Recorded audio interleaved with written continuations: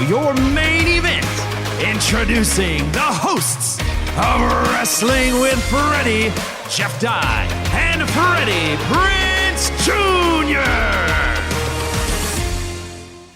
What's up, everybody? Welcome to another episode of Wrestling with Freddie. No news guy voice for you today, and no Jeff Dye for you today. He is in New York, New York. That's the smooth sounds of Uncle Freddie. And today, we're going to talk about wrestlers turned actors. It's funny, as much as Hollywood poo-poos on wrestling, it's doing better than it ever has.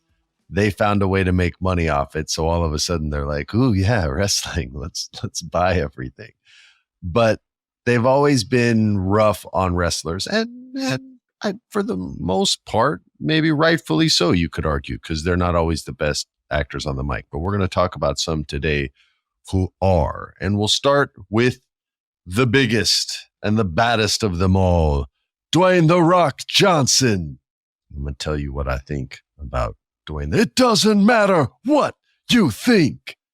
All right, geez, take it easy, Rock. It's a podcast. So we're going to start with his beginning. And this one, I think he would agree with any criticism on the Scorpion King. They didn't give him much to do because he wasn't ready. He wasn't ready to be a leading man yet. They needed a big, buff, good-looking stud. Hello, I'm Dwayne "The Rock" Johnson. Yes, you are. You are now the Scorpion King. This was 2002, and he was a huge, huge wrestling star, with Stone Cold the biggest, because it was later in Hulk's career. So Stone Cold and The Rock were the biggest two, even though I like Kurt Angle more. Anyway, this movie came out, and again, he didn't have a ton to do. And what he did, he was very green, but it wasn't, as far as like his personality and what he brought to the table, that role wasn't well suited for him. He just looked the part because his body was freaking perfect. The Brahma Bull. So he started to try and challenge himself after that with like the Get Shorty sequel, which I think was called Be Cool. You saw him start to kind of try to spread his wings a bit and start working with high quality actors and really get challenged. He actually did a movie with my wife, a really bad movie, but they did a movie together. It's like 18 hours long. It took a week to watch. It was like, there was that Brad Pitt movie, 7 Years in Tibet. This was like 7 years in the theater is what they should have titled this one. But again, he was working with a bunch of very talented actors, like comic legends like John Larroquette. A lot of the SNL people were on there. I think Jay Timberlake did a cameo in the movie as well. I went to visit the set a couple times, and you saw how hard and how much effort and energy this guy was putting into his craft. And then as he sort of evolved from that, he dipped into TV with Ballers, and with that type of a character, he could really just be himself at his utmost confident and get himself over. We can use a wrestling term in this movie conversation. And he did a great job with that. And I felt like he really found himself during that series. And mind you, he was already starting to make other movies that were more in the action vein. But I felt like he found himself on Ballers and then took that, not just momentum of success, but momentum of growth, and just thrust himself into all these movies, the Walking Tall movie, the Rundown, all these flicks. I think it was called Walking Tall, the one where he's just carrying the 2x4 in the movie poster and he's just beating asses. I think he beats Billy Bob Thornton's ass at the end of that one. That's right. I've seen all the Rock's movies. What? You got something to say? Yeah, I watch just about everything, even if it sucks. Yeah, maybe I do, but I still find something I like. So yeah, man. And now to go from that to, he's probably getting close to a billionaire at this point. He's probably at like 600 to 700 million like net worth. I'll bet you he's getting close to $1 billion. And you know that's a goal he has. That guy has aspirations and is a driven son of a gun. But yeah, he then obviously blew up, stole the Fast and the Furious franchise from Vin Diesel. Just publicly was like, yo, man, this guy's not professional. Forget this dude. Like straight up just outed him, and then got handed the franchise, became a bigger star than Vin. And then they worked out their differences. And then publicly again, he said, hey, we're all good now. We're cool. So everybody can leave Vin alone. But that's crazy to come in and just steal somebody's franchise like that. That's like that storyline in Days of Thunder when Cary Elwes, the young rookie driver, comes and is going to take Tom Cruise's character Cole Trickle's job. That's right. I even saw that movie. Not the best, but those car scenes were awesome. So yeah, so we love The Rock. He kicked ass, and he's the man. Everybody loves The Rock. So we're going to move to John Cena. And his acting career started within the WWE movie network. And I don't know if they've made a good movie because I haven't seen all of them. And this was a deal. Oh, I can tell you guys a funny story about this. I think I told it on the pod. Yeah, I told it in like season 1, but we might have new listeners. The WWE thing was they had a deal with Walmart where they would release movies on DVD directly to Walmart, and it basically paid for itself. It was like a $25 million deal, and they made 5 movies a year, or it was a $20 million deal, and they made 4 movies a year, all of them for $5 million. And this one writer on the show was a TV writer, and he said, hey, I'm not really well suited to write for these wrestlers, but I could take over your movie network and help out there. That's where my experience is, even though he'd never made a movie. He'd only been in television, but he hustled his way into the jobs. And I don't hate a hustle, but what happened next I thought was shady. So this dude started selling his own scripts to himself. Scripts that like didn't get made in Hollywood. And they started making those movies. And I was like, yo, what? That's mad dirty, man. And so Vince asked me if I watched whatever the movie was. I don't remember. I was like, no, man, I don't watch your movies. And he was like, why not? I go, they're not good, man. And he's like, well, not all yours have been good. I go, that's true. I go, but none of yours have been good. He goes, well, what do you think about the guy? And I go, well, he's selling you his own scripts, man. So, you know, what does that tell you? And I go, I don't think that should be going down, but it's your company. And he goes, Freddie, it was 20. There was 4 a year for 20 million. He goes, Freddie, it's $20 million. Now get on the goddamn plane. Then I was just like, okay, can I please have this guy's job? I wrote some dog scripts that didn't get sold. We'll make the shit out of these bad boys. What the hell, man? John Cena started in the WWE movies in a series called The Marine, which I think has been taken over by The Miz. I think Dolph Ziggler's been in a couple. They do like action movies, and they've done a couple like dramas too. So that's not like, I'll say this, that's humble beginnings, right? Because it's no money, and he's probably not even getting paid that much extra to do the movie because Vince probably counts it as all encompassing of your WWE contract. So he started with that, and he actually did a good job and kind of found his wrestling character through that movie, carried it over, and it was a good way for him to take all that PG heat that he had to take from the fans that wanted an R-rated product, or at least a PG-13 rated product. And everyone took a piece out of him, but that Marine character, that Marine persona sort of held him together somehow. He did a great job with it.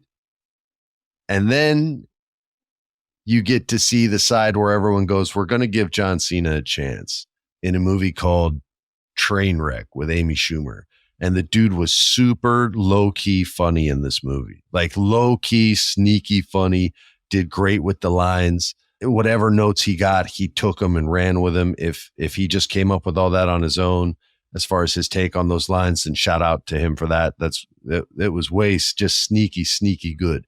And once people saw that, then it was game over. Hollywood was going to take him. And John didn't like me when I was at WWE because I was from Hollywood and he hated Hollywood. And I never got mad at him because I always knew this day would come where Hollywood would come calling for him because he was a good actor. I always thought he should have been G.I. Joe in the G.I. Joe movies. And they did come calling.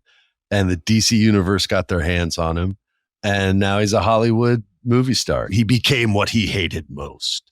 But he's done great with it.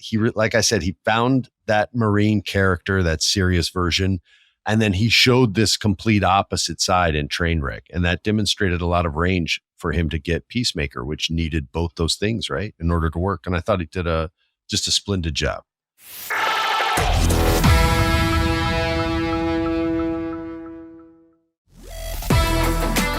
Now we're going to get to the best of the damn bunch. And I think it's the biggest surprise to everyone. Not now, obviously, but when it happened. And that's Dave Bautista. I'm going to start by spoiling the ending. Dave's the best actor out of every wrestler that's turned actor, that's gone into movies. And you've been able to watch this growth from film to film. And it's like watching a 5-year-old hit a growth spurt where you're just like, man, 2 weeks ago you were this little dude and now you're like 4 inches bigger. What the hell happened? That's every movie he does. He is significantly better each time. Every performance he's put out is superior to the last one every single time. I don't know how he's developing these tools so quickly, but he's developing these tools quickly. And I can't wait to see where it goes from here. I don't think anybody saw this coming out of WWE. And granted, the writing wasn't the best. He seemed like a lifetime wrestler. Even when he decided to leave, I don't know if everyone was like, oh yeah, this is going to work out. He's going to be a big star. And then out of nowhere, here he comes. And once this dude took off, I don't know anybody who went, oh, but it'll just be a one-time thing. I think everybody saw it once he got the opportunity. And Guardians of the Galaxy, he wasn't just the big guy. Now, granted, they gave him the opportunity to show a little bit of range as that series developed, right?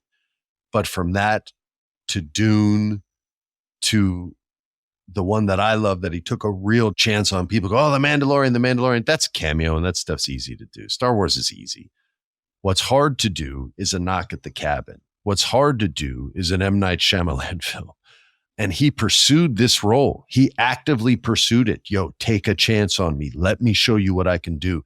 And a guy like M. Night is cool like that. He likes that kind of a challenge, or I should say that kind of an opportunity is more the way he looks at it.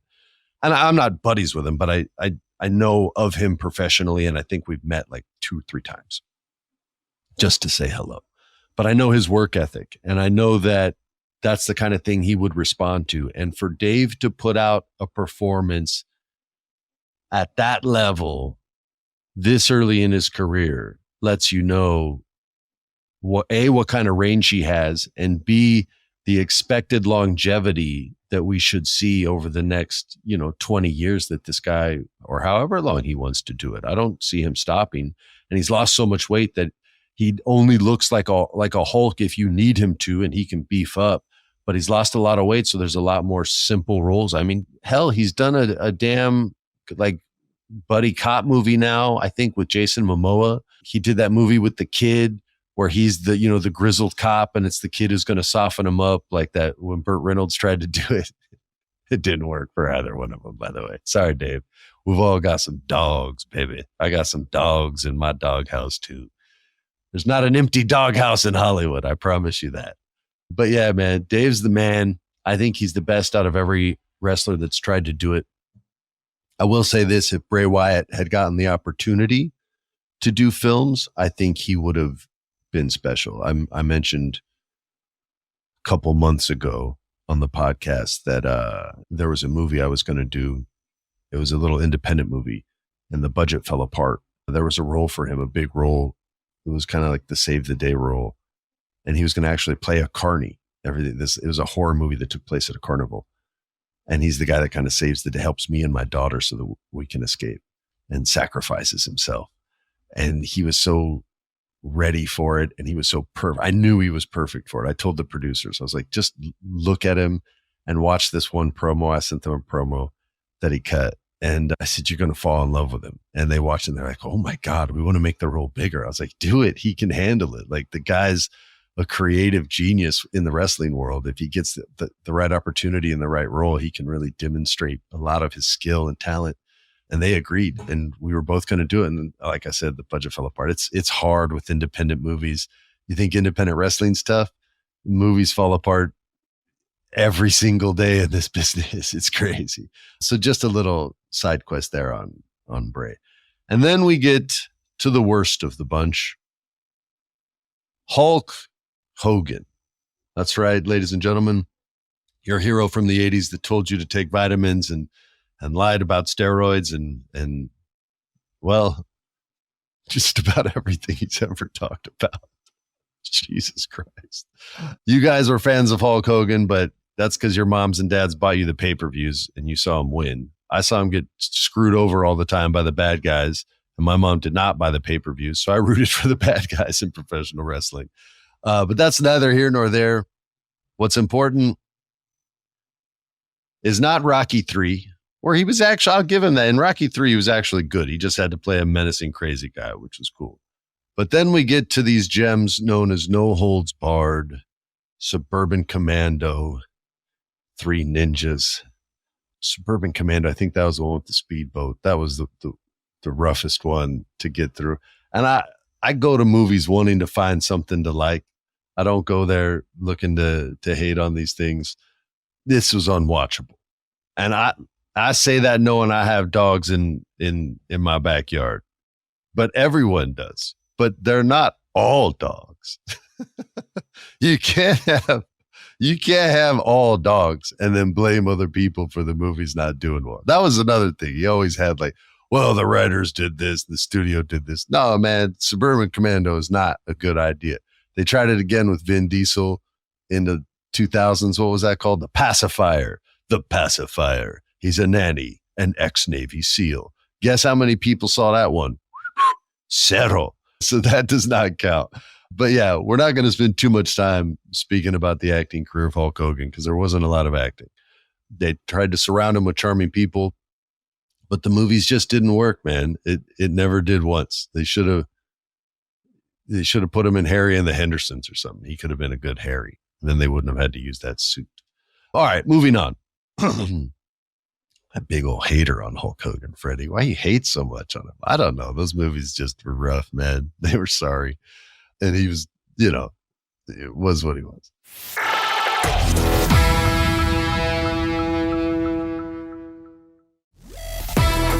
Now we get to my favorite. Now, I didn't say best. I've already acknowledged Dave Bautista is the best of the bunch. But my favorite of all wrestlers turned actors, and for those who see this on video or see our clips, if you look over my shoulder, you already know what movie I'm talking about and what actor I'm talking about. But Mr.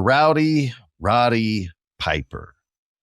That's right, Rowdy Piper, one of my favorite wrestlers of all times, and he's in one of my favorite movies of all time, which is They Live. John Carpenter's They Live. Now, for those of you who have not seen this movie, if you claim to enjoy what I have to say in any way, then I've never made a demand in my life.